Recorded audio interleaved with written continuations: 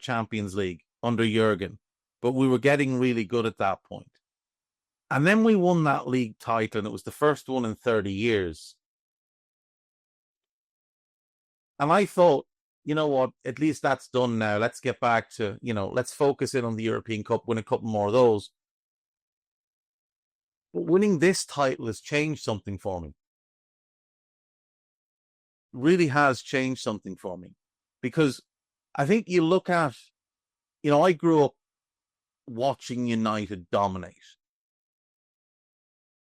And then Chelsea came along, and Chelsea didn't quite dominate, but, they were a dominant team. And then City came along. It took them a while, but eventually they dominated, obviously, under Pep. I'm too young to fully appreciate what we did in the 80s. I didn't live it, so to speak, because you just didn't have access, and I was too young to appreciate what was going on. I'd love to live a period of Liverpool, not dominating the Premier League, but like a semi-dominance, where maybe you win 3 league titles in 5 years. That type of thing, to me,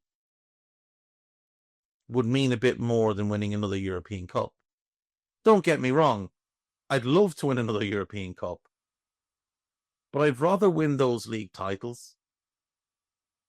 Because, again, with the United thing, you're watching them dominate, and you're watching them claw back the lead that we had in Premier League, in league titles. Let's not forget that when Ferguson went there, they'd won 5 league titles. When they won their first one under Ferguson, it was their 6th, and we had 18. No, I'm wrong. Sorry. They had 7 before Ferguson. 7. So their first one under him was their 8th, and we had 18. And by the time he was done, they had 20. And we still only had 18. And I'd really like to see us put a couple between us now. We've gotten back to 20. We've gotten level with them. I'd love to see us extend that out a bit. There's going to be changes at City over the next few years because Pep will leave. Maybe not this summer, maybe not next summer, but he will leave.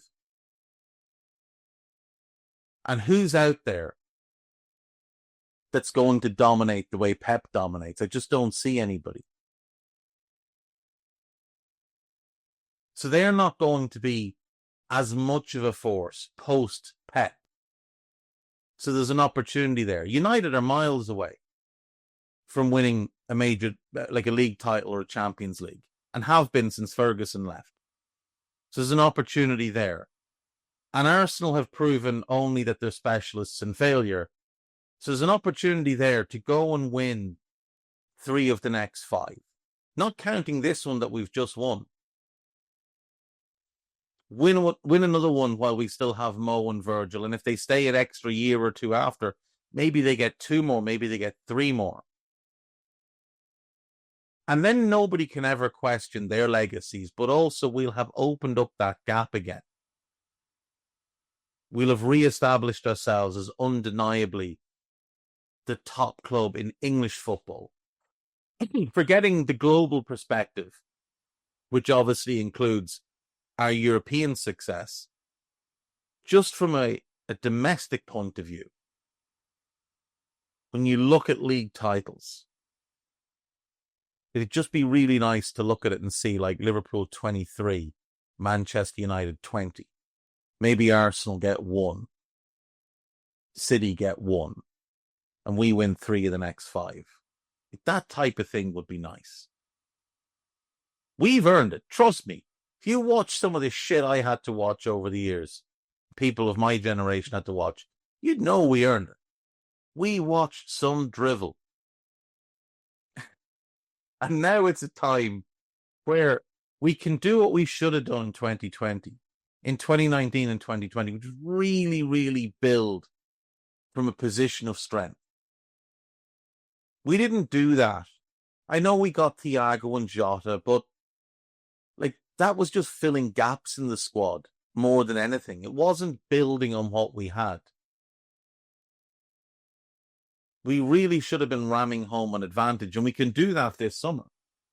And James Pearce wants you to think that we don't need to do much this summer. But his article is basically just a regurgitation of everything that we already knew.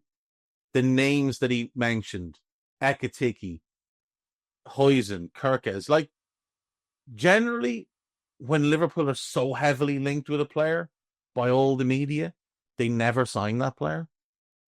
Just doesn't happen. Because that player is just the target that's put out there. It's not the actual target. But James would have you believe that we don't need to do anything in midfield, that we need minimal work at the back, and that it's just a striker we need. That's it. You left back in a striker, and that's all we need, according to James. Anyway, on to This Is Anfield. There's a really good article. It's called I Was There When Liverpool Won the League. This Is Why It Means More. It's written by Adam Beattie. Do check that one out. It's really, really good. There's a piece by Joanna Durkin about what Arne had to say today. There's a good piece from the other day, actually, as well, about the songs that were sung. Every song the Kop sang as Liverpool won the league. Sam Milne put this together. It is incredible. Absolutely incredible. Like, the Kop were singing non-stop. And some absolute classics in there that you don't hear enough. Some sort of made up on the spot, some that are humorous. But from the few people I've spoken to that were at the game, the atmosphere, they said, was just right up there with the best they've experienced. And that's fantastic. And this list of songs speaks volumes. So go and have a look at that piece as well. Liverpool set 80 million price tag for Academy 3 with sales expected. 80 million for Ben Doak, Caoimhin Kelleher and Tyler Morton. We're just not getting 80 million for these three players. Nobody's giving us over 30 million for Ben Doak. They're just not. Not at his age, not where he is developmentally, and not with two back-to-back seasons where he's had season-ending surgery. It's just not going to happen. Ben Doak has played in his career, he's played 36 senior games. 10 of them were for us. 24 this season with Middlesbrough before he got injured. There's just nobody lining up to pay over 30 million for him. It's just nonsense. Tyler Morton, we couldn't get 20 million from last summer. And he's barely kicked a ball this year, and he's had an injury. We're not getting 20 million for Tyler Morton. We're just not. And as for Caoimhin, I'm not as high on Caoimhin as a lot of people. I think he's a good goalkeeper. He's not a great goalkeeper. I don't think he's ever going to be an elite level goalkeeper. But he's out of contract in a year. The idea that we're going to get 30 million from is just drivel. If we're going to get 30 million from, it would have been last summer, and there wasn't offers. Like, Liverpool fans and journalists like Pearce feed into this nonsense, massively overrate our own players and expect these ridiculous prices for them. But when the market opens, there's just no offers there. Like, the best offer we got for Kelleher last summer was like 5 million and Matt Turner, who's awful. That was the big offer we got for him. Now, there's definitely clubs who are interested in these players. But they're not going to pay that type of money. Nobody's paying 30 million for Queeveen Callagher with 1 year left on his deal. Pierce also revealed that the club want Wataru Endo to stay. So, I mean, I'm very happy to see him stay forever. We absolutely do need an addition in midfield, though. Pierce said that we considered Angelo Stiller. Odd that Pierce has never mentioned that name beforehand. Ever.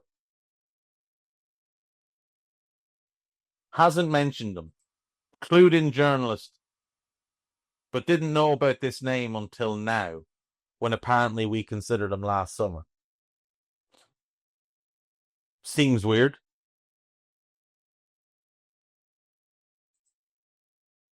Andy Robertson wants a new Liverpool contract. This is why there shouldn't be a new contract, and he should be moved on this summer.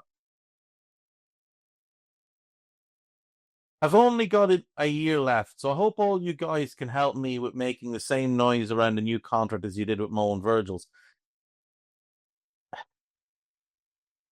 No. And you read all the reporting around it, and it's a left back to compete with Andy Robertson. Ease the burden. Ease the burden is the phrase Pierce used. He's been woeful for 3 years.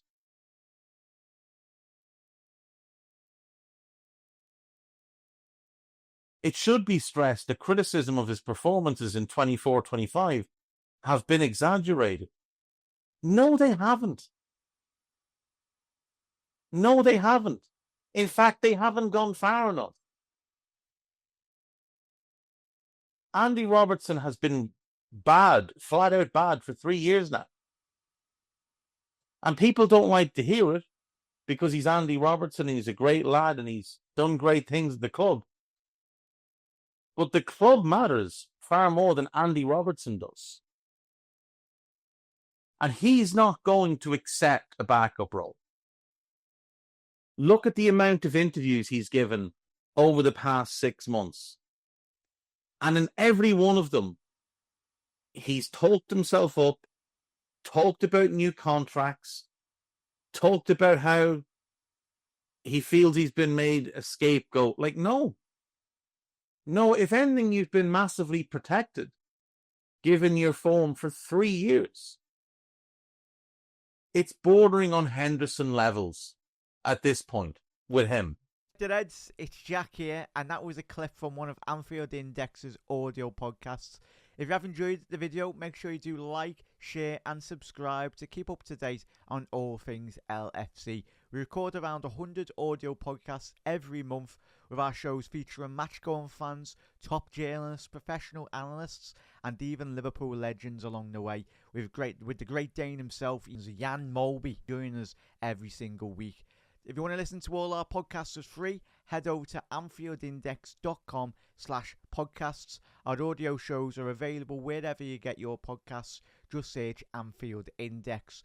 Or if you prefer to listen to all our podcasts in full and without any ads, why not head over to AI Pro today to check it out now at AnfieldIndexPro.com. If you want to get involved in the great growing community of Liverpool fans, check out the Anfield Index Discord. The link is in the description. Do get involved with that from Reds around every corner of the globe. For now, Reds, hope you enjoyed this video.